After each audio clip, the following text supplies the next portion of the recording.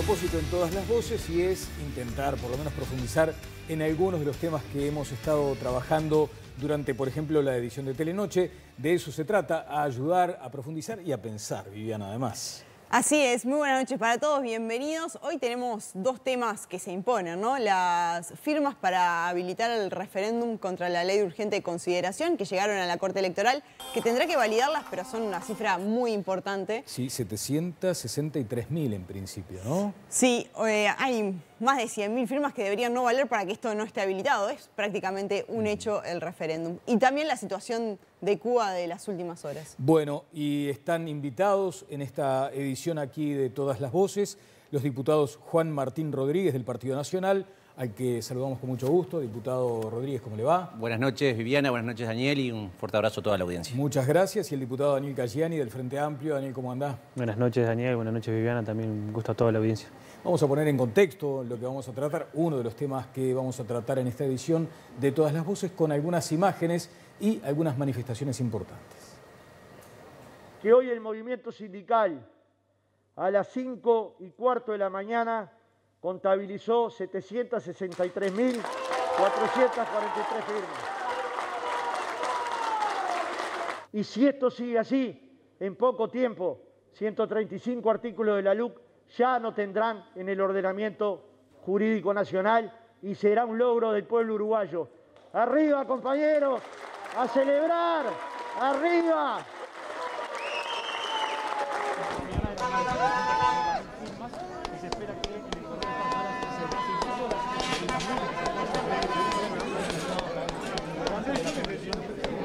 Y el orgullo de participar de un país, de una nación que tiene elementos de democracia directa, que un porcentaje establecido en la Constitución de ciudadanos puede presentar un recurso, en este caso, ante una ley. Ahora tiene un plazo la Corte Electoral para constatar que se han llegado a las firmas. Hoy, obviamente, tenemos la palabra de quienes propiciaron este recurso. De llegarse, daremos el debate. Ustedes nos han escuchado en campaña electoral, nos han escuchado durante el principio del gobierno, difundir las ideas, difundir el documento, difundir el anteproyecto y después discutir la ley. Insistimos que es una buena ley.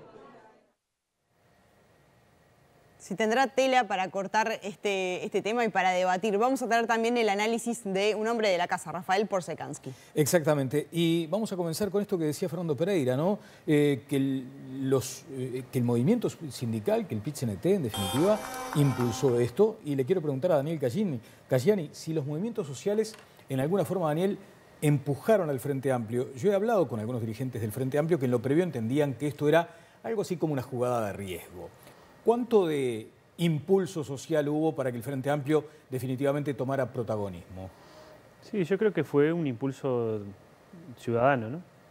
Que además generó un hito democrático, porque es verdad que quienes promovimos en diciembre, finales de diciembre del año pasado, este proyecto de derogación de 135 artículos, en un momento complicado también del país, desde el punto de vista sanitario, ninguno pensábamos que íbamos a poder tener el resultado que obtuvimos con luz de casi 800.000 firmas. O sea que sin duda creo que fue también una patriada desde el punto de vista ciudadano y creo que sirvió para amalgamar tanto al conjunto de los integrantes de la sociedad, algunas organizaciones sociales, el movimiento sindical, movimientos sociales de diferente índole, integrantes de la coalición de izquierda, pero también muchos ciudadanos uruguayos, algunos colorados, blancos, del Partido Independiente, que también se sintieron convocados para poder firmar y justamente lograr algo que creo que es histórico, que nunca, por lo menos una iniciativa de conseguir el 25% del padrón electoral tuvo tantas firmas. Por supuesto ahora está todo el proceso de validación de las mismas por parte de la Corte Electoral, pero creo que sin duda es por lo menos también una ratificación democrática. Creo que eso también es importante porque significa que mucha gente también tiene una importante adhesión y legitimidad para haber firmado esto y creo que darle una convocatoria a esta instancia. Bien.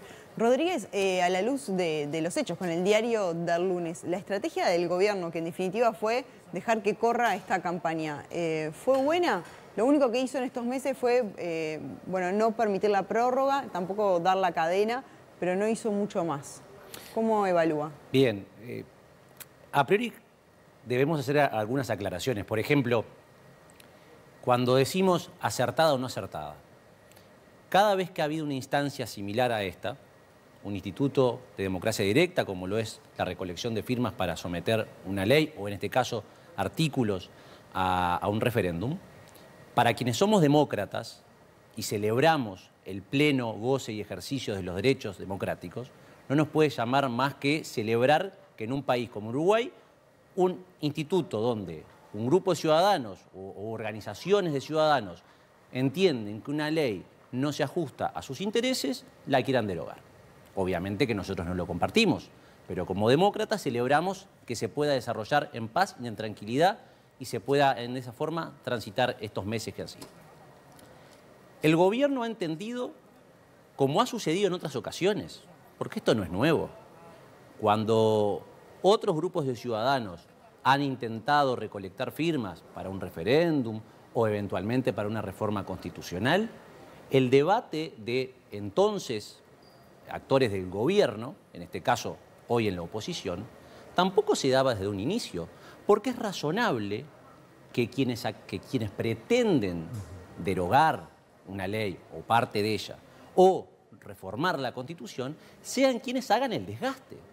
Y el gobierno, que en este caso proyectó esta ley de urgente consideración y lo presentó públicamente en el mes de enero del 2020, incluso antes de asumir el nuevo Parlamento y naturalmente el nuevo gobierno, para conocimiento de toda la ciudadanía. Es más, en mi caso, legislador del gobierno, yo me enteré, como cualquiera de ustedes, al momento que el presidente de la República, o el hoy presidente de la República, en ese momento presidente electo, lo publica en los diferentes ámbitos. Entonces, eso demuestra que ha habido un proceso transparente, democrático, y donde naturalmente aquellos que les correspondía hacer el desgaste lo hicieron. Personalmente, y muy brevemente, a mí no me llama la atención que hayan llegado las firmas.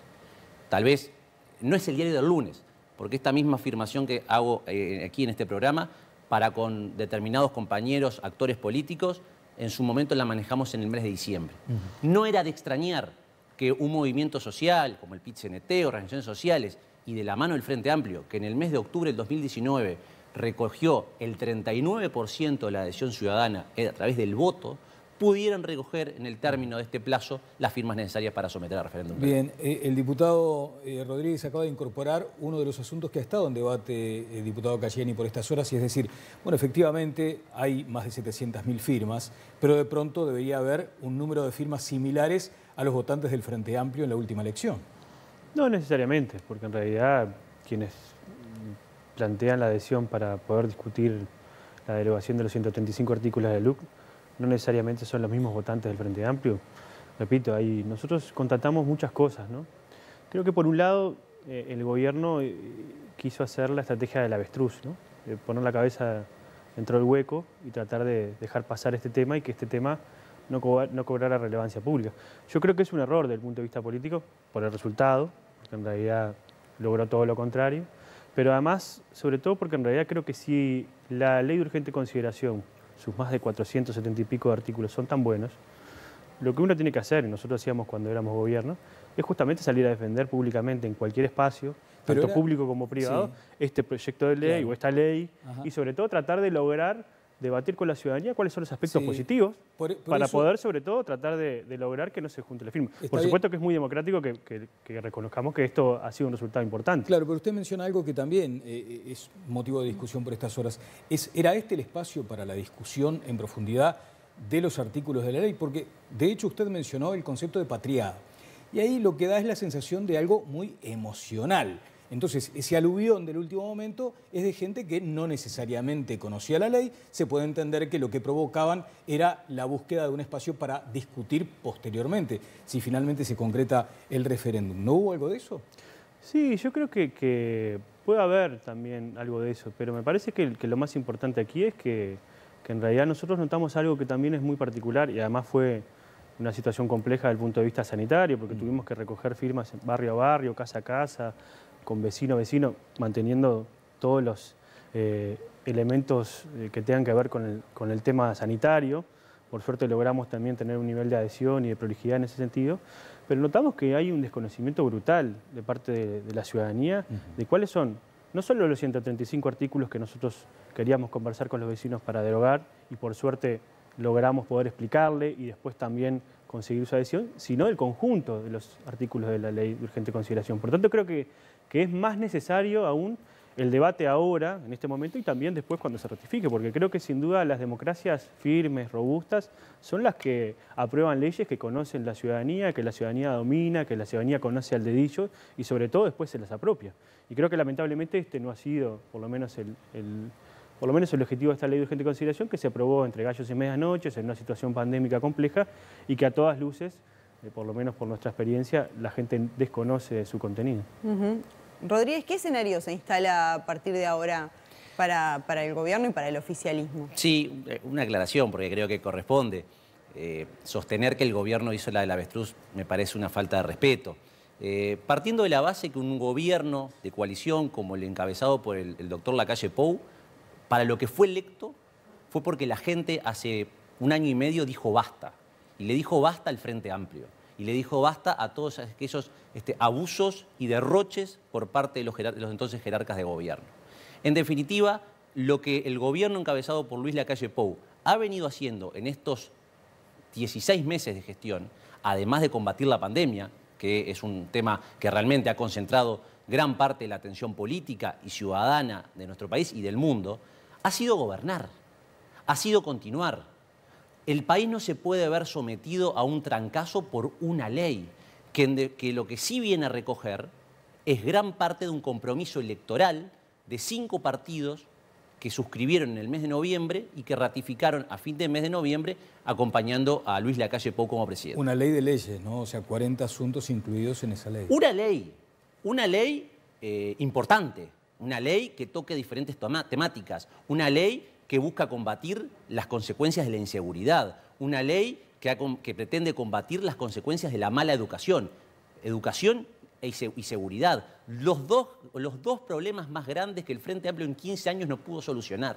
Y el Frente Amplio pretende ahora decir que el gobierno puso la cabeza y escondió la cabeza como el avestruz. No, diputado Cayani, no es así. El gobierno lo que ha hecho es ocuparse de las cosas que ustedes no se ocuparon o se ocuparon mal en 15 años. Cayani. Respondo. No, en realidad es verdad, el presidente estuvo ocupado atendiendo la situación de pandemia y la crisis económica y social que se ha generado, que sin duda es muy preocupante. De hecho, hay 100.000 personas más pobres en Uruguay en el último año, hay 60.000 desocupados más que engrosan la fila de desocupados de manera importante, ha crecido la indigencia en nuestro país, hay más de 39.000 pequeñas y medianas empresas que han cerrado en este último año y sin duda las medidas que se han tomado no han sido por lo menos las necesarias para poder atender esta situación que a todas luces es muy complicada y que ha pegado en el bolsillo del ingreso de los ciudadanos, de todos los ciudadanos del Uruguay.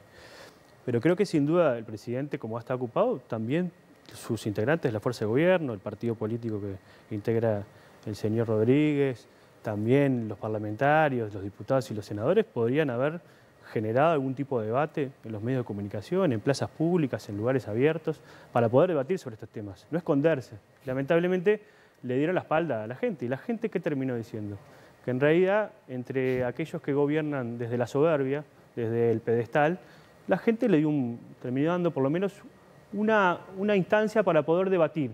Pero el propio Frente Amplio respaldó varios de los... Pero no solo el Frente Amplio, la ciudadanía en general, porque creo que han firmado muchos uruguayos que son de otros partidos políticos que lo que han dicho es, yo no conozco sobre estos proyectos de ley, no conozco sobre esta ley que se aprobó, la verdad me gustaría debatir más sobre estos temas. Cayani, ¿a sobre la limitación del derecho de huelga me gustaría debatir sobre la limitación del derecho de protesta, me gustaría debatir. Claro. Y bueno, y eso creo que es importante y eso creo que también es un señalamiento que dio la ciudadanía y que está bueno que los gobernantes hoy escuchen, porque a veces cuando no se escuchan los pronunciamientos ciudadanos, a veces también se pueden caer en problemas. Está bien, lo que le pregunto es porque seguramente uno de los argumentos que utilizarán los actuales integrantes del oficialismo, es decir, el Frente Amplio, varios de estos artículos que pone en cuestión, los votó en Cámara.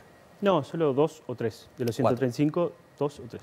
4. Y están de 476, Exacto. nosotros tratamos de derogar 135 y creemos que son los más nefastos. ¿Y esos Pero cuatro? creo que lo importante aquí Sí. es que esto se pueda, una vez aprobado por parte de la Corte Electoral y ratificado que va a existir plebiscito, que va a existir referéndum, perdón, hay un plazo de más de 120, 150 días y después un plazo también para poder fijarlo en caso de que se lleguen a las papeletas necesarias y a las firmas correspondientes, es poder debatir y nosotros debatir sobre los aspectos que consideramos más nefastos sobre este proyecto de ley.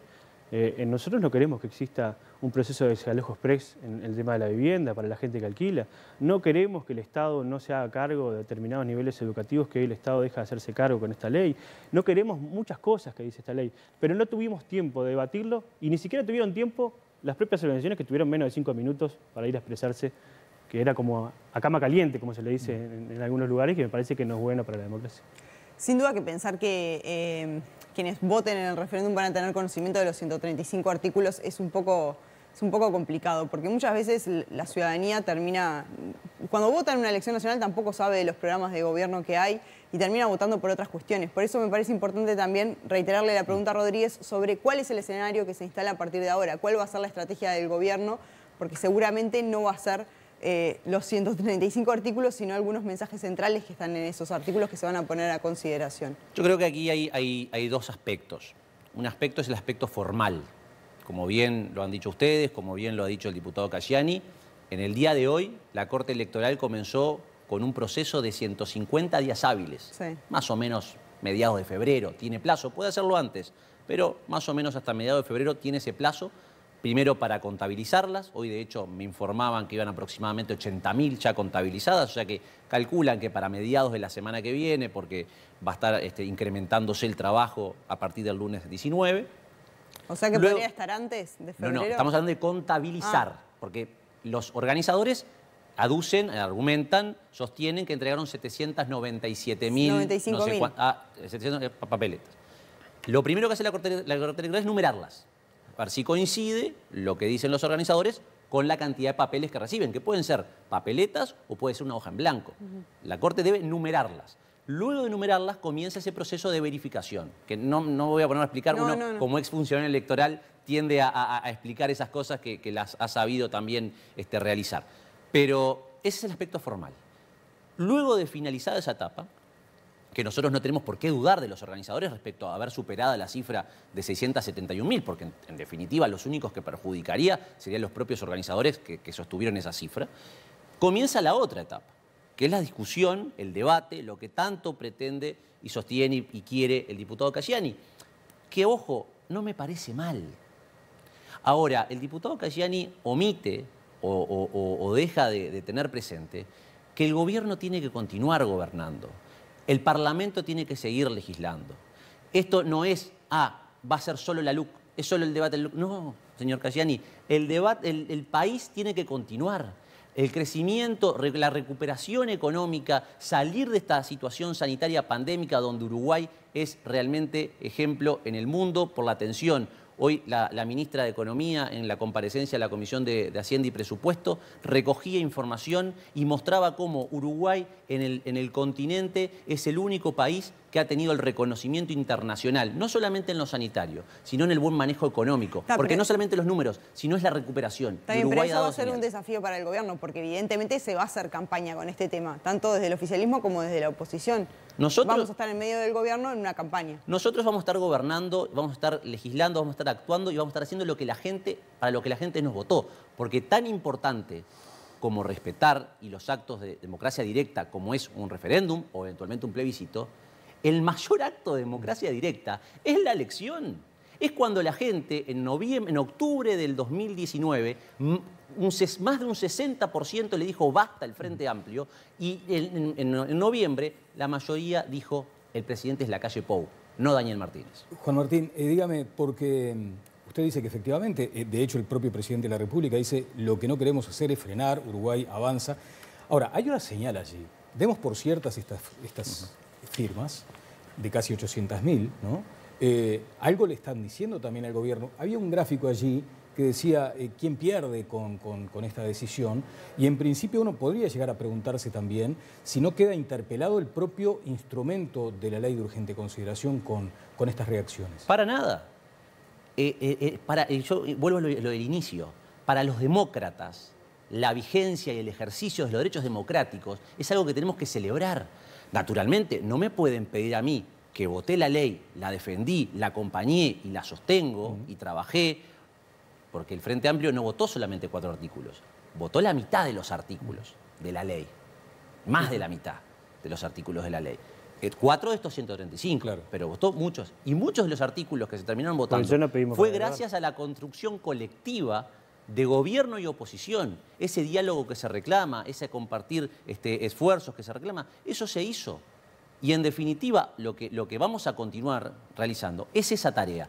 Y por supuesto que hay ciudadanos que pueden entender que la herramienta o que el contenido o que los actores políticos y utilizan la firma como una forma de ejercer el derecho democrático, bienvenido. Por suerte en Uruguay podemos hacerlo de esa forma y no como en Cuba, que lo vamos a hablar al final, están matando y encarcelando gente por defender la libertad. Yo defiendo Uruguay. ¿Cayeni? No, yo lo que le digo a Rodríguez es que nosotros somos legisladores electos por 5 años, nos pagan 24 horas los 365 días del año. Calculo que algún momento tenemos para debatir estos temas por fuera de las sesiones ordinarias y extraordinarias de la Cámara y de las comisiones. Nosotros hemos hecho un esfuerzo muy importante para hablar con un conjunto de vecinos de Montevideo, de Canelones, del interior profundo del Uruguay. Muchos blancos, herreristas, firmaron para poder habilitar este debate. O sea que creo que lo que hay que tratar de aquí es poner el foco en realmente qué país queremos construir para nuestros nietos, para nuestros hijos. Si estos 135 artículos de la Ley de Urgente Consideración que se aprobaron entre gallos y medianoches y sin discusión realmente tienen el contenido y el efecto que se buscaba cuando se legisló, qué efecto están teniendo hoy sobre los mismos y sobre todo si son los mejores para poder enfrentar una situación de pandemia, de crisis económica y social, que sin duda agudiza aún más la preocupación que tienen los ciudadanos y ciudadanas de nuestro país. Porque también nosotros dialogamos con ellos acerca de las penumbras que están pasando a nivel económico. Uno tuvo que recorrer ferias y cada vez ve que avanzan más las periferias del Uruguay porque en realidad intenta la gente vender algún cacharro para llegar a fin de mes, la situación que se da en la venta ambulante, es decir, muchas situaciones que se dan en el conjunto del país, de muchos esfuerzos que están haciendo los uruguayos para poder llegar a fin de mes y que a veces también hay que tratar de tener la sensatez, la humildad de poder conversar con cada uno de ellos, de realmente reconocer, porque capaz que a veces por el afán de querer hacer, alguno se puede haber equivocado y me parece que eso es importante y me parece que eso también es una expresión de lo que se está viviendo hoy, porque yo repito, yo he juntado firmas, he juntado firmas bastantes veces, me ha tocado perderlas. Yo nunca llegué a 800.000 firmas, no digo que sea responsabilidad mía, sino de todo el movimiento, pero sin duda es una expresión por lo menos importante. Ahora, ¿qué cree que pesó en el tramo final, donde claramente se da la remontada, ¿no? Es porque ahí hay una estrategia por parte de la comisión y es transmitir un mensaje claro que no se deroga nada, sino que se habilita una discusión. Y si hay algo de lo que nos jactamos los uruguayos es de cuidar la democracia. Sí. Entonces, ¿es que la LUC se aprobó entre gallos y medianoches, como dice usted? ¿O es que en verdad los uruguayos apostaron por dar una discusión democrática? ¿O es que es contra el aumento del combustible? Como decía el PIT-CNT, pesó mucho el aumento del combustible y el ajuste del salario de los gobernantes en la rendición de cuentas, que en verdad es que vuelvan a tener ajustar por inflación. ¿Qué es lo que pesó en esta remontada final? ¿Qué es lo que pesó? Seguramente por Sekansky iba a poder decir algo ahora. Bueno, pero usted estuvo cara a cara con la gente. Pero sin duda hay un montón de cosas, ¿no? Yo creo que sin duda el cariz democrático de la sociedad uruguaya, del uruguayo medio, es lo que más pesó. Porque en realidad a cualquier vecino que uno le golpeaba su casa, la puerta de la casa, ¿no? Un sábado, un domingo, un día de semana, y le preguntaba si realmente estaba enterado, no sobre los 135 artículos, sino sobre la Ley de Urgente Consideración. Muchas veces nos decían que no sabían. Y muchas veces, ante esa situación, nosotros le explicábamos, y a partir de conocer algunas situaciones que le explicábamos, le generaba cierta preocupación y decía, bueno, capaz que uno vota a favor y otro vota en contra, no sabemos, eso seguramente se va a dilucidar cuando haya o no referéndum. Pero justamente da un compás para poder... Y creo que eso también es una señal, que a veces no hacemos las cosas bien y que a veces comunicar las cosas por Twitter no es comunicar las cosas, no es ser democrático ni transparente. Bien, sí. Vamos con Rafael Porsekansky y de pronto podemos darle pie a Rafael con estas preguntas que están allí formuladas, ¿no? ¿Quién ganó? ¿Quién perdió con esta instancia de recolección de firmas? Allí empezó a insinuarse una vez más ese concepto del voto castigo. Eventualmente puede haber sucedido algo de lo que decía Caggiani, esa patriada muy emocional, muy visceral, pero también algunos cuestionamientos que se le hacen al actual momento del gobierno. Rafael, ¿cómo te va? Muy buenas noches. Creo que tenemos allí alguna dificultad. No sé si nos escuchó bien Rafael lo que estábamos diciendo aquí. Si está entendido, Rafael, vamos con tu respuesta, por favor. Perfectamente, los escucho. Buenas noches. A mi criterio, la semana pasada el Frente Amplio tiene una primera victoria a nivel nacional desde que se celebran las elecciones presidenciales en el año 2019. Esto es así porque, hay que verlo. ¿Cuál fue la otra victoria anterior? Uno podría decir que la victoria en Montevideo, en Canelones y en Salto, pero esta era una elección departamental. Sin duda fue una victoria importante, pero a nivel nacional estábamos en un clima mayoritariamente de opinión pública favorable al gobierno, y esto de alguna forma introduce una novedad importante. El Frente Amplio establece un objetivo, el Frente Amplio en conjunto con otras organizaciones sociales que fueron muy importantes en esta campaña. Entonces, en ese objetivo sale fortalecido la oposición. Para el oficialismo la buena noticia era que las firmas no salieran. Creo que eso es muy claro para comenzar. En segundo lugar, se establece una pregunta muy importante, y es que lo que puede pasar en la votación efectiva del referéndum. Porque de alguna forma, obviamente, para el oficialismo, como digo, perder en el tema de las firmas es claro. A su vez, obviamente, se duplica la derrota si la ley termina derogada. Pero hay una pregunta también interesante. Para el Frente Amplio, perder el referéndum es una derrota más fuerte que no haber llegado a la firma. Eventualmente, si el Frente Amplio pierde el referéndum, ¿es un efecto mayor al que hubiera sido de no haber llegado a las firmas? Porque hay que decirlo así, este referéndum va a ser probablemente en el curso de los primeros 2 años de gobierno. Y es un referéndum que no tiene una temática concreta, no es como, por ejemplo, fue el referéndum contra la ley de caducidad. Hay un conjunto de artículos sobre muy diferentes temáticas. En algún modo, esto que se dice habitualmente, de que va a ser un plebiscito a favor o en contra del gobierno, parece tener bastante de cierto.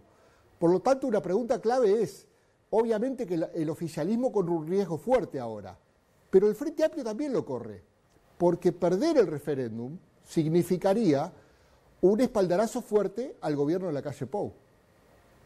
Bien, o sea que en definitiva, Rafa, lo que estás diciendo también es que efectivamente el gobierno se podría debilitar a mitad de periodo, porque vale decir que vamos a entrar, como decíamos recién con los legisladores, en una campaña electoral en medio de un gobierno, con lo cual eso también puede hacer pensar que va a distraer. Inevitablemente los legisladores del oficialismo van a tener que salir a hacer campaña. Está bien, los de la oposición también, pero la responsabilidad la tiene quien gobierna.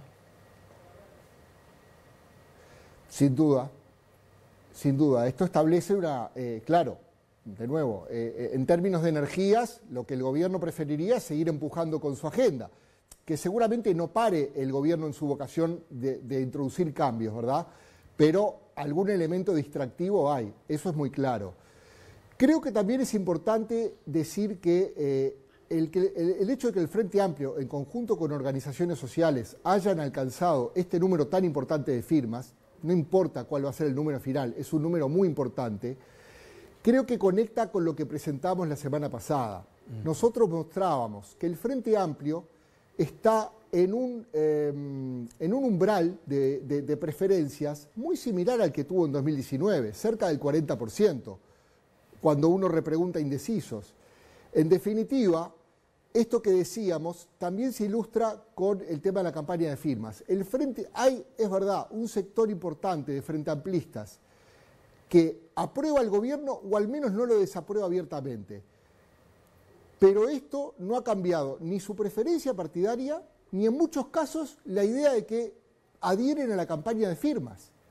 Es decir, que en un tema sensible donde el Frente Amplio se movilizó con mucha fuerza junto a las organizaciones sociales, bueno, esa gente que quizás no está desaprobando abiertamente al gobierno, le dio su apoyo en esta oportunidad, lo que marca la fortaleza del Frente Amplio, más allá de este clima favorable hacia el gobierno en lo que son indicadores de aprobación. Bien, claro. Hiciste allí un cambio en el orden de los factores. Aquí decíamos que las organizaciones sociales en alguna forma habían empujado al Frente Amplio a salir a esta campaña. El Frente Amplio con este resultado en principio sale robustecido, pero vos entendés que es el Frente Amplio el que efectivamente ya toma un papel de victoria en esta instancia. Lo que te pregunto, más o menos en línea también con lo que decía Viviana, ¿vos entendés que esto ya presupone un escenario electoral rumbo al 24? No, a ver, falta mucho para 2024 todavía. Yo lo que digo es que hay algunas preferencias de bloque que se han mantenido incambiadas, más allá de los indicadores de aprobación, y que seguramente impactaron en el hecho de que mucha gente al final firmara. Porque es verdad lo que dice el diputado Casciani, de que puede haber algún segmento que haya firmado para que el pueblo decida, por así decirlo, independientemente de que apoye o no apoye la ley. Pero la realidad es que el grueso de la gente que firmó es frente amplista. Es un sector importante de los votantes frente amplistas. Lo cual marca a su vez un elemento muy, muy central, ¿no? La fuerte capacidad de movilización que tiene el Frente Amplio. Y probablemente haya habido también una capacidad de último minuto de movilización. No sabemos exactamente cuántas fueron las firmas que el Frente Amplio logró sobre el final, pero por la evidencia testimonial que uno tiene, por ejemplo, a mí algunas personas me comentaron que en los últimos días por los grupos de WhatsApp llegaron mensajes diciendo, ¿firmaron ustedes por la campaña? ¿No firmaron? Es decir, se dio un poco de efecto noviembre, ¿no? Como en el balotaje, donde el Frente Amplio puso todas las baterías para llegar a un balotaje muy reñido. Bueno, en este caso también puso todas las baterías junto a las organizaciones sociales y mostró que tiene una capacidad de movilización muy fuerte para lograr objetivos vinculados a la democracia directa. ¿Y a vos la estrategia del gobierno hasta ahora te parece acertada en el sentido de dejar que esto ocurriera y, bueno, en todo caso encarar ahora una campaña de cara a un referéndum?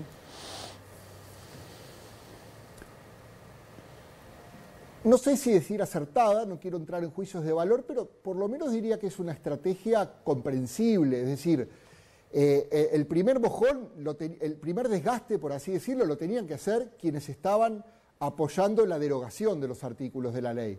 Por lo tanto, era una estrategia razonable dejar hacer a los demás el desgaste y en la medida que no hubiera indicadores fuertes de que la campaña estaba teniendo un éxito fuerte, era una estrategia razonable, por así decir, apostar a que en todo caso, bueno, se diera el debate si las firmas salían. Creo que esto se ha utilizado, digamos, repetidamente en este tipo de ejercicios de democracia directa.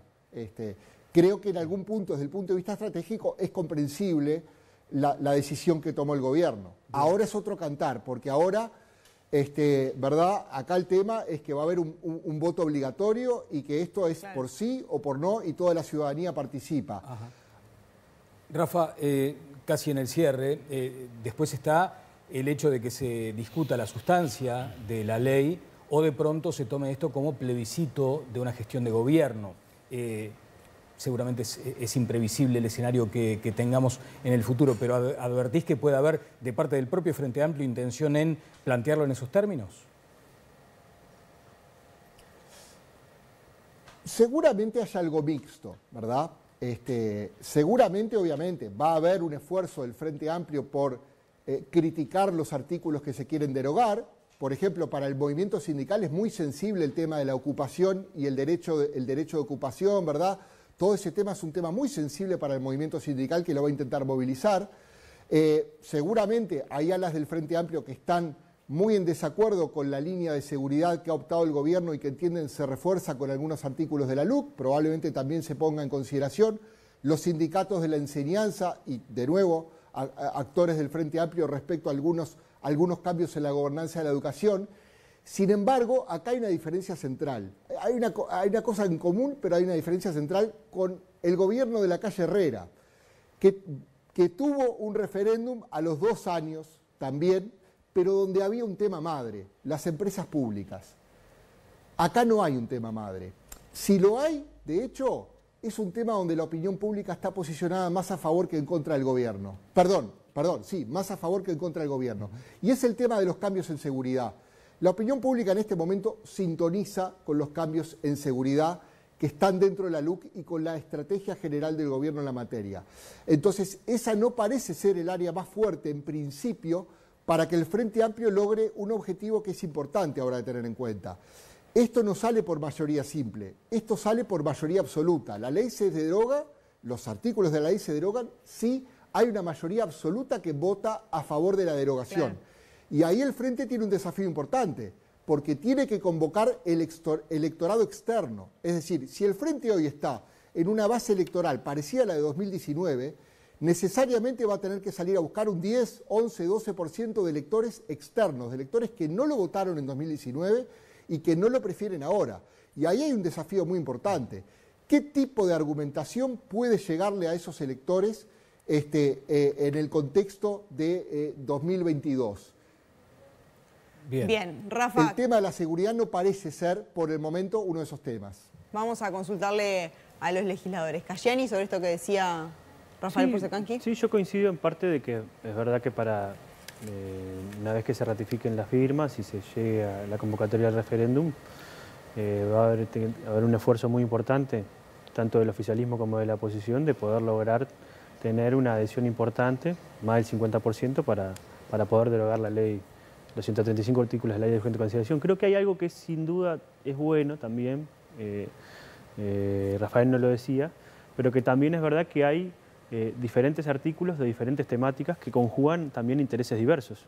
Y es una sociedad también diversa, con intereses también a veces contrapuestos, también puede generar un arco más interesante, ciudadano, para poder apoyar este tipo de iniciativas y que no necesariamente para derogar los 135 artículos uno tiene que estar en contra de todos los 135 artículos, sino que de repente hay aspectos, un tema específico, como por ejemplo el Instituto Nacional de Colonización y que de repente se vendan tierras del Instituto Nacional de Colonización o se permita que los colonos no tengan que vivir en tierras.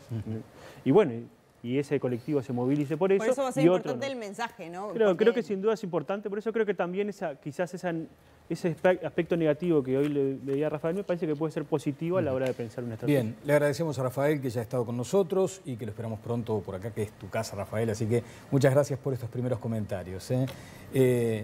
Y en todo caso, para darle participación... Un saludo para todos. Gracias, Rafa, querido. Para darle participación sobre este asunto al diputado Rodríguez, allí hablaba Rafael también de uno de los elementos que se ha mencionado. Esto es una instancia de firmar para que el pueblo decida. Y allí es donde seguramente también hay una valoración positiva, imagino. Por supuesto, constatada por la Corte Electoral que las firmas presentadas son las suficientes, que exige la Constitución para convocar un referéndum, no hay otra respuesta más que esa. Un fuerte abrazo a Rafael. Bien. Y creo que él hace dos apreciaciones muy importantes. La primera, el grueso de las firmas, lo decíamos, el grueso de las firmas son votantes del Frente Amplio. Y no está mal. Y no está mal porque naturalmente es razonable que aquellos votantes que no acompañaron a los partidos de la coalición de gobierno y no ratificaron con el voto lo más importante que un ciudadano tiene, que es el voto, el programa de gobierno, el compromiso por el país, es razonable que se opongan. Y si la herramienta, el mecanismo es a través de la firma para someter un proyecto, una ley, una serie de artículos a referéndum, será ese. Y la otra, que no es para nada menor, porque así como seguramente pudo y hay uruguayos que hayan votado al Partido Independiente, al Partido de la Gente, al Partido Colorado, a Cabildo Abierto, al Partido Nacional, que hayan firmado, Rafael acaba de hacer una realidad, una afirmación categórica. Hay muchos frenteamplistas que respaldan la gestión del gobierno. Entonces nada es blanco o negro. No se puede hacer futurología ya diciendo lo que va a pasar, porque afortunadamente la gente es sabia, la gente no se equivoca. Y no se equivoca cuando decide acompañar con el voto un programa de gobierno, una coalición de partidos que le puso fin a 15 años de administración ineficiente frente a... Gracias, diputado Rodríguez. Nos vamos al segundo tema de la noche, tiene que ver con Cuba. El régimen está viviendo horas de manifestaciones sociales, de protestas. Allí se menciona, por ejemplo, que esto que comenzó por una serie de apagones, por falta de acceso a los medicamentos, luego fue cobrando como otra dimensión y ahora estamos en esta circunstancia donde las manifestaciones en Cuba han crecido en las últimas horas. Tenemos un informe para compartir con ustedes para disparar este tema.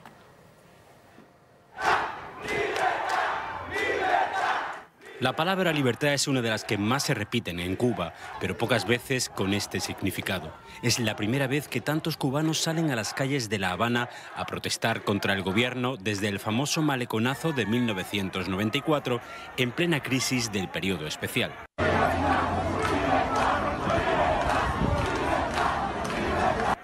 El gobierno es muy consciente de la gravedad de la situación y ordenó un importante despliegue militar y policial. El presidente Miguel Díaz-Canel instó a sus partidarios a salir a las calles listos para, dijo literalmente, el combate.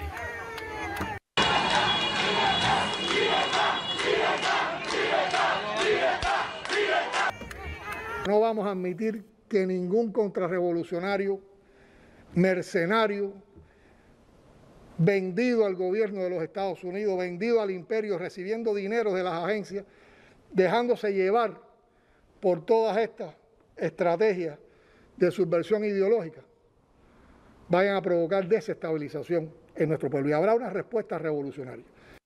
Sale.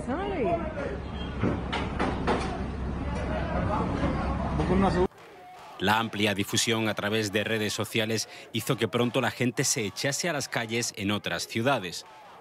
Las protestas han llegado incluso a la capital. Centenares de personas se reunieron en el malecón de La Habana, pero en las redes sociales se pueden ver videos de marchas en otras zonas de la ciudad. La violencia no se ha hecho esperar. La seguridad de Estado me cayó a golpe a mí y a mi hija, una niña menor de edad. Nos cayeron a golpe porque veníamos caminando por la calle. Estas protestas se producen en una jornada en la que Cuba registró por tercer día consecutivo un nuevo récord diario de contagios y muertes por coronavirus. Sin embargo, quienes salen a protestar tienen muy presente su hartazgo por la crisis económica, las privaciones y el estado de las libertades. Estamos aquí por la represión que hay con el pueblo, que nos tienen matándonos de hambre, toda La Habana entera se está derrumbando y estamos sin casa, sin nada. Tienen dinero para construir los hoteles, para construir de todo. Y a nosotros nos tienen pasando hambre y tremendo trabajo. Pero la orden de combate está a la calle los revolucionarios. Gracias. Bueno, ¿cómo ha de ser estar aquí en Uruguay viviendo lo que está pasando en tu país de origen? Vamos a establecer el contacto con Didier Hernández. Es un cubano radicado en Uruguay. ¿Cuánto tiempo hace que usted está viviendo aquí en nuestro país? Didier, buenas noches, ¿cómo le va? Buenas noches, muchas gracias ante todo por invitarme al programa.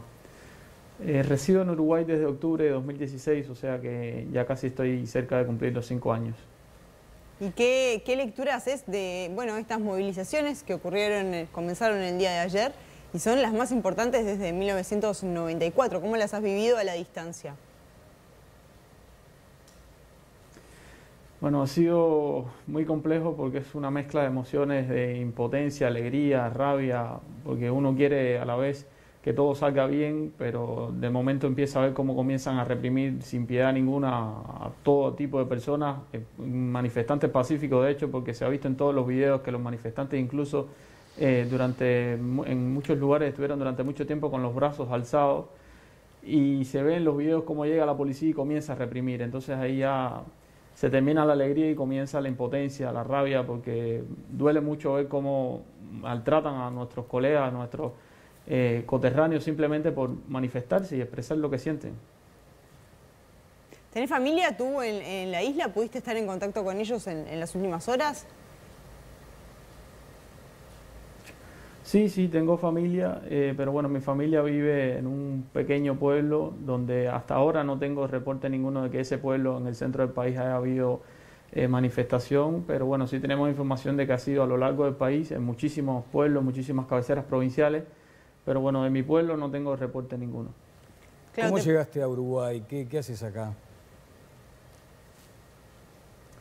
Bueno, llegué a Uruguay con visa de turismo, como ya les había dicho, en octubre de 2016. Y soy ingeniero informático. Desde que llegué al país, por suerte, pude ejercer mi profesión, debido a que acá es un rubro que cuenta con tasa de desempleo cero prácticamente, hay mucha oferta y bueno, pude todo el tiempo desempeñarme como informático. ¿Y por qué te viniste y por qué Uruguay también? Sí, es una pregunta que siempre hacen, ¿no?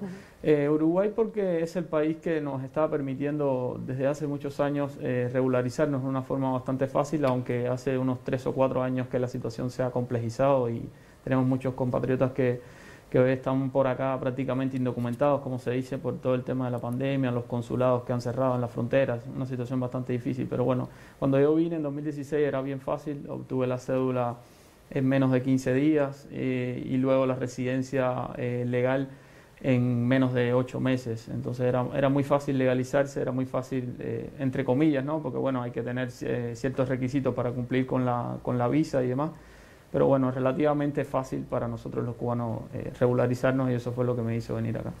Bien, muchas gracias. Le queremos agradecer a Didier Hernández por esta participación aquí en Todas las Voces y vamos a desarrollar este asunto de altísima delicadeza, ¿no, Cayani? Porque el tema Cuba está desde siempre en las discusiones, muchas veces se polariza el debate. De todos modos, este tipo de manifestaciones hace décadas que no se vivía en la isla. ¿Cómo lo ve? Sí, sin duda motiva atención y preocupación porque en realidad cualquier manifestación que se dé en cualquier parte de América Latina... Pidiendo libertad.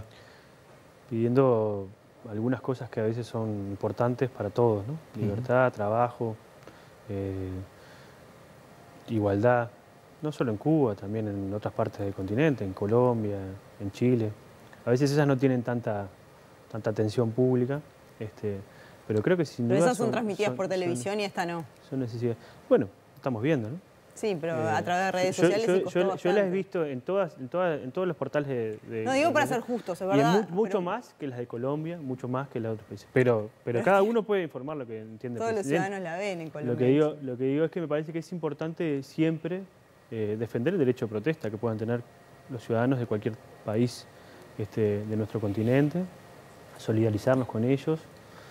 Cuba está pasando una situación compleja desde el punto de vista económico, sanitario. Hay un rebrote de la pandemia que ha estado bastante controlada desde el punto de vista de la situación sanitaria y el nivel de contagios, pero entró una de las variantes que no sabemos si va a entrar a Uruguay ahora con esta apertura que hubo de salidas al exterior de algunos compatriotas, de la variable Delta, que es una variable mucho más compleja desde el punto de vista de la cepa y de los contagios. Ustedes saben mejor que nosotros.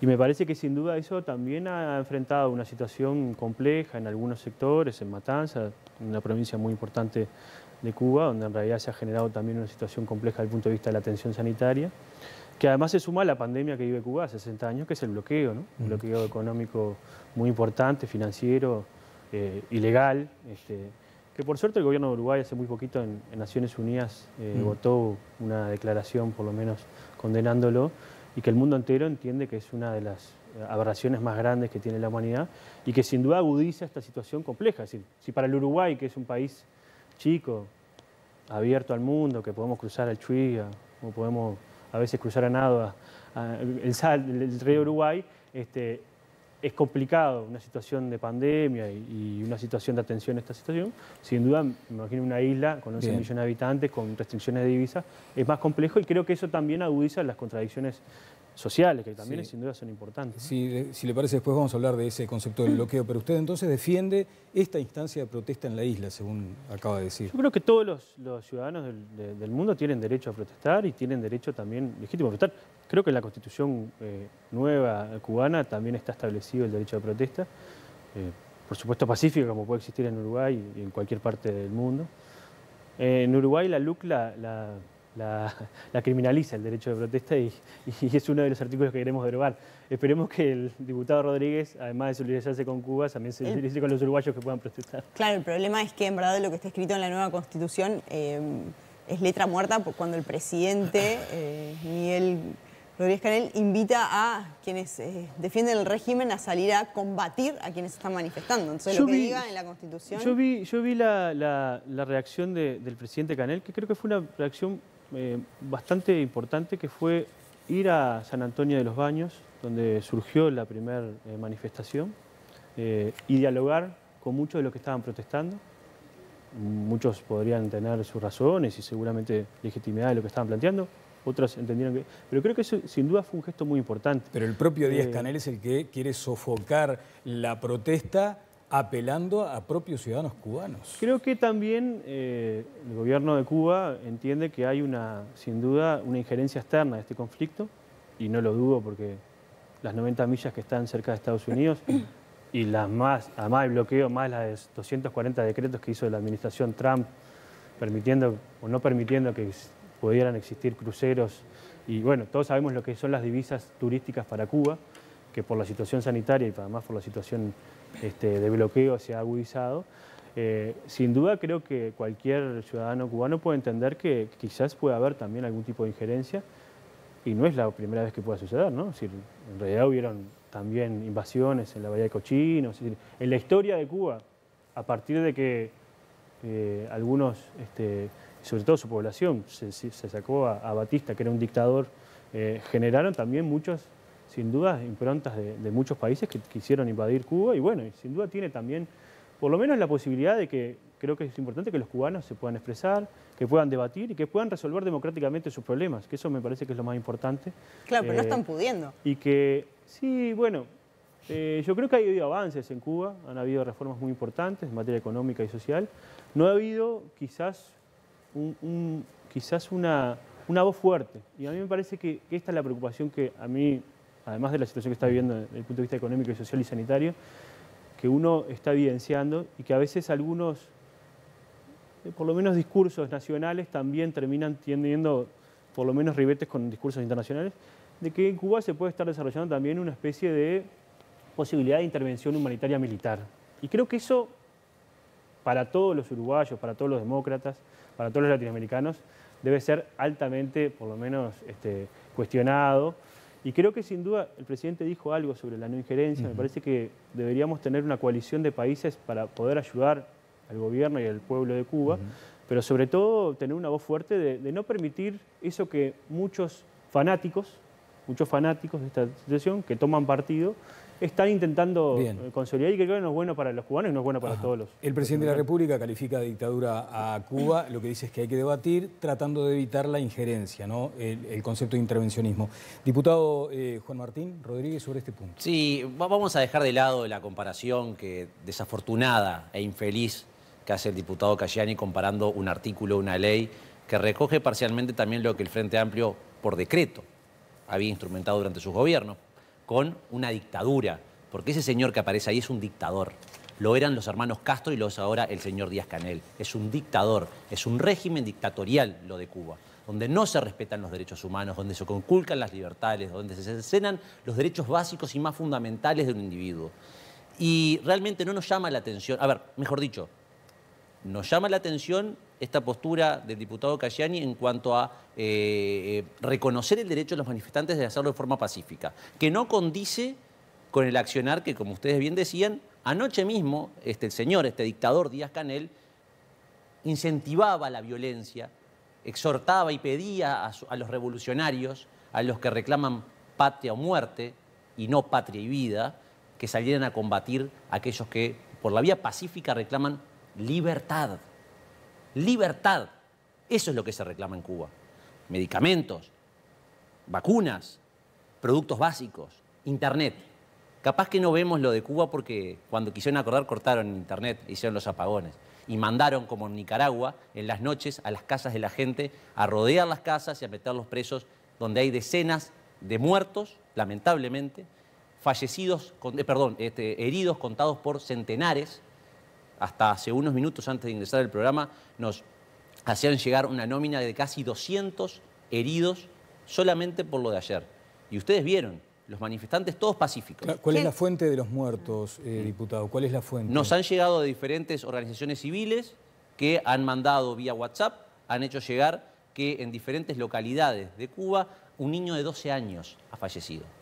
Un niño de 12 años mataron. Vale decir que oficialmente... Los dictadores, los autócratas, los que acompaña a Díaz-Canel y el Frente Amplio acá defiende. Porque acá que se defiende a Cuba, se defiende a Nicaragua y se defiende a Venezuela. Tal vez en algún momento se saquen el manto, pero hasta ahora lo han defendido cada vez que han tenido oportunidad. Vale decir que la información de los fallecidos hasta hace un ratito, ahora vamos a volver a chequear, pero las principales agencias y quienes estaban informando desde la isla no tenían reporte de fallecidos. Por eso ¿no? la pregunta de la fuente del diputado Rodríguez. ¿Ratifica, reafirma eso de que la LUC tiene punto de comparación por lo de criminalizar la protesta? No, era una chance por el tema del derecho de protesta, que a veces algunos defienden el derecho de protesta en otros países, pero acá la limitan por una ley de urgente consideración. Por supuesto que las situaciones son totalmente diferentes en cada uno de los países, porque yo creo que la realidad del Uruguay no es la misma que la de Brasil, que la de Argentina, que la de Chile. Y sin duda hay situaciones de problemas democráticos, problemas de igualdad, problemas de pobreza, de trabajo, que la pandemia ha agudizado y que sin duda lo vemos a lo largo y ancho de este continente. Y lo ha pasado también en Uruguay. Y yo creo que acá lo que hay que no hacer es fanático. Yo creo que lo que hay que hacer es nacional. Yo creo que lo que hay que hacer aquí es tratar de apostar al diálogo, al entendimiento, a que puedan existir por parte de la comunidad internacional los diferentes países que puedan hacer esfuerzos para que... ¿El Frente como tal va a emitir una declaración con este discurso? Seguramente. Pero seguramente, y lo que vamos a hacer en principio es condenando el bloqueo, ¿no? Y la no injerencia, que sin duda es una situación... Pero estos aspectos que usted maneja en su discurso... Seguramente va a haber una declaración en las próximas horas que se va a terminar de debatir en la interna del Frente Amplio, pero creo que aquí lo importante es esto. Vamos a alentar, cualquier sea el signo de color político del gobierno de turno, una invasión militar extranjera en un país latinoamericano, yo creo que ni el propio Herrera lo haría. Pero bueno, a veces en el Partido Nacional hay más Guani y menos Herrera. Capaz que hay unas cosas que cambiar. Perdón, ¿no? Pero si usted dice, vamos a condenar el bloqueo, que es algo que está instalado hace muchos años en Cuba y que está bien, claramente el Frente Amplio está en contra. Ahora, es como que yo diga... No, está la humanidad en contra, ¿no? Por supuesto. Naciones Unidas votaron en 184 países. Por supuesto. Y ahora, sigue. es como que la gente salga a manifestar en contra de la LUC y se arme el revuelo que se armó y yo condene la rendición de cuentas. O sea, son cosas distintas. Ahora la gente está pidiendo otra cosa. Estamos diciendo que tiene que respetarse el derecho de protesta pacífica en cualquier país y me parece que eso es importante. La semana pasada sacamos una declaración en conjunto, con todos los partidos políticos, que entre otras cosas establecíamos eso. Dejamos de lado los fanatismos y dijimos, bueno, es importante que el poder legislativo, que es un poder muy importante en Uruguay, aunque a veces la sociedad uruguaya no le da tanta relevancia, pero a nivel internacional tiene un poder importante, también de un mensaje. Porque en realidad el Uruguay es mirado muchas veces por esa responsabilidad, por esa seriedad. Nosotros no somos un comité de base o un comité de un local del Partido Nacional. Somos una institución muy importante y tenemos que tener seriedad. A veces cada uno tiene su corazoncito. Yo lo entiendo a Rodríguez, que él se valentona con estos temas. Pero creo que sin duda en temas de política internacional, y eso decía Perón, que es la principal política, o la política con mayúscula, me parece que hay que tener temas, hay que tener una vocación importante, sobre todo una seriedad, una responsabilidad, que me parece que a veces no abundan estas cosas y creo que sin duda hay que despejar la paja del trigo. No es descabellado, diputado Rodríguez, tenemos que hacer una pausa, le pido brevedad en la respuesta, no es descabellado suponer que en ese juego de la geopolítica haya como una intención de una injerencia, pero ya con otras características ahí en Cuba.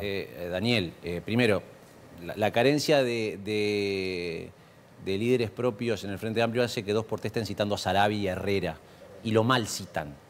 Herrera habla de la no intervención, del principio de no injerencia, no de indiferencia. Y lo que ha habido con Cuba previo al bloqueo es una dictadura y que se han cegado en esa indiferencia de que lo que pasa en la lista, lo que pasa... Diputado, yo lo he dejado hablar, lo he respetado, he dicho cualquier barbaridad y yo lo he escuchado y lo he respetado. Así que si usted quiere respetar, quiere que lo respeten, aprenda a respetar. Aprenda a respetar, diputado, si no le pasa lo mismo. Le pasa lo mismo, empieza a hablar en cámara, empieza acá. Respeta el que piensa distinto, después hable, después hable, diputado, respete, aprenda a respetar. Después diga, seguramente Daniel y Viviana le van a dar el tiempo para pero usted me responda. Pido Pero disculpas, que no sea fanático. respeta al que piense distinto. No haga como en Cuba. No se asocie a su amigo Díaz-Canel y a los amigos del Partido Comunista, que Usted yo tiene quiero la ver, posibilidad de hablar al igual acá como en y en cualquier Nicaragua, parte del mundo. que bien se Cuando fueron de nosotros fuimos sala, gobierno, se podían hablar fueron del perfectamente. Senado y se Tranquilo. fueron de diputados. El Partido Comunista, porque es mentira que el Frente quería votar. Los que estaban en sala votaron. Muchos se fueron en silencio, no dijeron nada.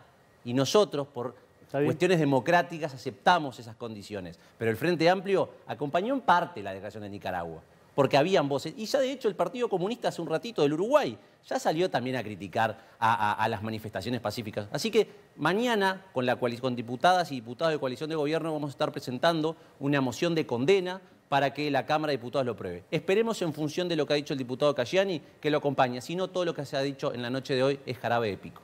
Cuando lo conozcamos, seguramente lo vamos a hacer. Y si no es fanática la declaración, si es... Condenamos atinada, las dictaduras. Si es atinada, si es Condenemos seria, las si es dictaduras. responsable, seguramente la vamos a apoyar. Y si es una declaración del comité de base del herrerismo, no lo vamos a apoyar. No falta Porque el la respeto. Cámara de Representantes No falta es el mucho más respeto, importante diputado. que nosotros. No falta el respeto. Esto es acostumbre Saque una declaración como su partido y punto. No utilice una institución tan importante como el Parlamento. Yo no le falta respeto. Está mal acostumbrado, diputado. Estoy diciendo una opinión. Está mal acostumbrado. Y aunque esté de acuerdo, Está mal no esté de acostumbrado, acuerdo, no quiere decir que sea una falta de respeto. Está mal acostumbrado, Eso es ser diputado. autoritario. Aprenda a respetar. Ahora, Cayani, si está en ese documento redactado condena a la dictadura cubana, ¿el Frente Amplio lo respalda? No, sí, a ver, primero vamos a ver Pero qué es lo dice. que va a decir el documento. Si el documento dice que, por ejemplo, condena el bloqueo y la no ingerencia y que no haya ninguna presión, capaz que podemos considerarlo. Esperemos que se redacta. Por ahora no lo conocemos, se lo hemos visto Están apaleando gente que se manifiestan por libertad y usted piensa en el Pero bloqueo. Piensa en esa esto es gente. fanatismo. Piensa en esa gente que le están matando durante 62 años. Piensa en esa gente. Diputado Rodríguez, usted preside la Comisión de Asuntos Internacionales de la Cámara. ¿Lo del bloqueo no es relevante en la consideración? Mire, hace poco más de un mes estuvo el canciller en la comisión. El diputado Cayani, aquí presente, le hizo la pregunta al canciller cuál iba a ser la opinión, el voto de Uruguay respecto al bloqueo. Esperando, tal vez, no sé, producto de algún prejuicio, vaya a saber por qué razón, una respuesta de que Uruguay, déjeme contestar, yo soy de la posición quiere y quedarse consulto. con... Usted tiene, diputado, sabe que tiene la mala costumbre de intervenir, aparte después cuestiona el medio si después no le responden los minutos. Y te tiene que mandar desde los medios la cantidad de minutos y corroborando que usted habla más que yo. No es la primera vez. Sobre Entonces, la pregunta, diputado Rodríguez. no, bueno, pero si no me deja intervenir, Daniel. Mañana, cuando estuvo el canciller en la comisión, él le adelantó que seguramente la posición de Uruguay iba a sorprender a más de uno. El Frente Amplio se quedó sin discurso, porque como el gobierno encabezado por el presidente Lacalle Pou votó en contra del bloqueo, ahora ya no tienen argumentos para decir. Eso se expresó el voto de Uruguay, lo expresó, el canciller no lo adelantó de forma precisa, pero dio a entender que podía llegar a haber una posición tal vez no esperada. Ya está. Acá están apaleando gente. Acá la gente está cansada de 62 años de dictadura. Vamos a una pausa antes este consejo.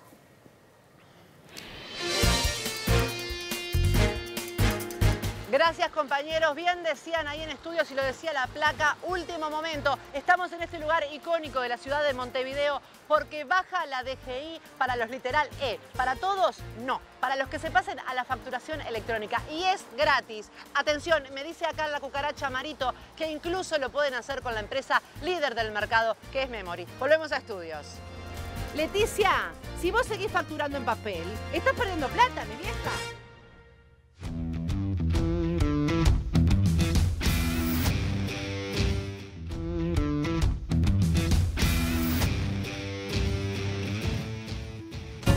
¿Cuánto hay en ese gesto? Cuidar a tu familia seguro está en él. Como esta recomendación profesional de Acompaña. Sigamos cuidándonos. Una forma de hacerlo es acompañarte en tu paulatina recuperación y rehabilitación física con Acompaña Rehabilitación. Acompaña. Enfermeros que te cuidan. 0800-8939. Bueno, el último tramo va a durar lo que un suspiro. 2 minutos, así que 1 minuto para cada uno.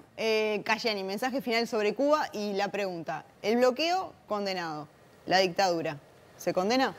Yo creo que hay que condenar todos los agravios que existan por parte de los estados en conjunto del continente. Ahora estamos viendo lo que está sucediendo en Colombia, donde hay paramilitares matando manifestantes, más de 2.500 personas, militantes sociales y políticos que han sido asesinados en el último año. lo que sucedió en Chile, que jugaban al tiro blanco con los ojos de los manifestantes. Creo que sin duda para no tener un doble rasero hay que condenar todos los escenarios de desborde institucional y creo que sin duda ahí podríamos tener un grado de justeza. A veces hay como una selectividad en algunos derechos, hay algunos derechos que son más humanos y otros que son menos humanos y me parece que eso no está bien. Y bueno, creo que también el Uruguay cumple un papel mucho más de poder establecer diálogo, más que señalar quién es qué, tratar de dialogar, echar aceite, no echar nafta, combustible, que a veces eso sobra en el continente. Doble rasero, ¿cómo maneja ese concepto, diputado Rodríguez? Inaceptable. Inaceptable porque las dictaduras se condenan todas. No existen dictaduras buenas o malas. Las dictaduras son todas malas. Y Cuba viene 62 años de dictadura. No hay otro ejemplo en el continente y difícilmente en el mundo encontremos un ejemplo como la dictadura cubana. Que afortunadamente las manifestaciones pacíficas de la jornada de ayer y de la jornada de hoy constituyen y conformarán el principio del fin, el comienzo del fin. Estamos convencidos que este episodio no va a quedar en la nada. El pueblo cubano ha perdido el miedo. Hasta ahora el régimen había logrado hostigar y socavar esos derechos a partir del miedo y del terror. Afortunadamente el pueblo ha perdido el miedo y está dispuesto a decirle a esta dictadura basta. ¿Cuánto influye que Díaz-Canel no sea un Castro y no haya vivido la revolución, por ejemplo? Y seguramente tendrá su que ver. Díaz-Canel podría haberse transformado en el hombre que diera el paso hacia la democracia en Cuba. Sin embargo, seguramente, producto de la orga del Comité Central del Partido Comunista Cubano, se vea obligado a continuar lo que los hermanos Castro perpetraron durante 60 años. Diputado Juan Martín Rodríguez del Partido Nacional, Daniel Cayani del Frente Amplio, muchas gracias por esta valiosa presencia de ustedes hoy. Gracias a ustedes. Gracias por la invitación. Bueno, muy bien, nos estamos retirando. Mañana viene la ministra en vivo, Azucena Ruileche, la ministra de Economía. Mucho para conversar. Sin duda, sin duda. Así que los estamos invitando desde ya. Y nosotros nos reencontramos el próximo lunes en Todas las Voces. Chao, chao.